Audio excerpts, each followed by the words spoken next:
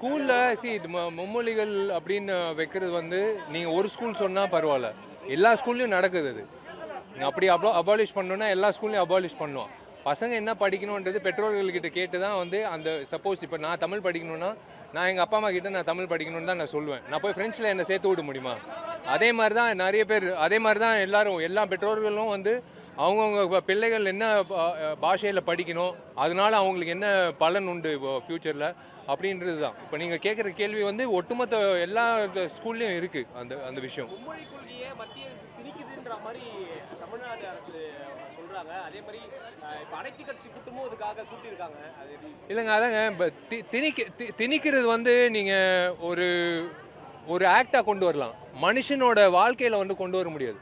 மனுஷனோட வாழ்க்கையில் வந்து எந்த ஒரு விஷயமோ சேதமோ திணிக்க முடியாது. அது வந்து வெற்றி அடையாது. அது மத்திய அரசாங்கமாக இருந்தாலும் சரி, மாநில அரசாங்கமாக இருந்தாலும் சரி. முதல்ல வந்து இன்னைக்கு பாண்டிச்சேரியும் தமிழ்நாடு +2 மாணவ மாணவிகளுக்கு எக்ஸாம் தொடங்கியிருக்கு. அவங்களுக்கு என்னோட மனமார்ந்த வாழ்த்துக்கள். All the best. நல்லா படிங்க, ப்ரெஷர் எடுத்துக்காதீங்க, நல்ல நேரம் எடுத்து நல்லா தூங்குங்க. கரெக்டான நேரத்தில் தூங்கினா தான் உங்களுக்கு வந்து பிரெயின் ஒர்க் ஆகும். கரெக்டான அந்த சப்ஜெக்டை நீங்கள் படிக்கும்போது நல்ல நீங்கள் வந்து ஏதோ டவுட் இருந்தால் கூட நீங்கள் கேட்டுக்கிட்டு உங்கள் ஃப்ரெண்ட்ஸோட டவுட் கேட்டுட்டு நல்லா படித்து நல்லபடியாக வரணும்னு நான் வாழ்த்துறேன். All the very best. கட்சி தொடங்கி ஒரு ஆண்டுக்கு மேல ஆகுது.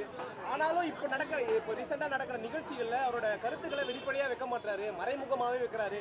மத்திய மாநில அரசுகளை விமர்சிக்கிறாரு, ஆனா மறைமுகமா விமர்சிக்கிறாருன்ற கருத்துக்கள் வருது. அவரையும் விமர்சிக்கிறாங்க. அதனால அவரோட அரசியல் பார்வையை எப்படி பாக்குறீங்க? முதல்ல ப்ரெஸ்ஸை வந்து சந்திக்கட்டுமே. நீங்கள் என்கிட்ட கேள்வி கேட்குறீங்க, அவரே தான் கேள்வி கேட்கணும். விஜய் அவர்கள் வந்து இன்னும் ப்ரெஸ்ஸை சந்திக்கல.